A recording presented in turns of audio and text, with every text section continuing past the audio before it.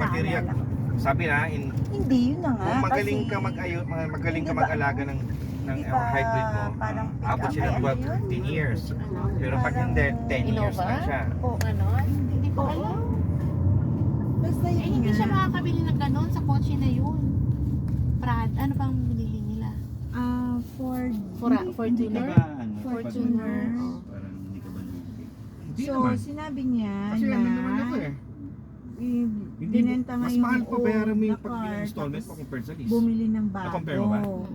Hindi, Oo, pero ang para may hindi may siya ano, di ba, mahirapan. yung Tapos kukuha na ng driver. ilang mileage ang nabibigay. Dapat 100,000, merong 120,000. Nagtawa kami ng tao ni Pero mag-release ka ulit, kasi walang problemang ano. bida ang siya, mileage. bida, sabi niya. Sa amin sa Canada, Ang tapos kuri-kuri sa ni US.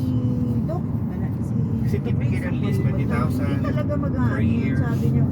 Ako, di ako ganyan. Minsan, may 24,000 a year. Yung mga ano. Ako, mataas ang maluwag mileage. ako sa pera.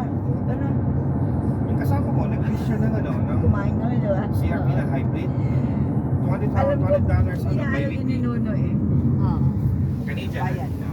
So magkano sa US yung 190?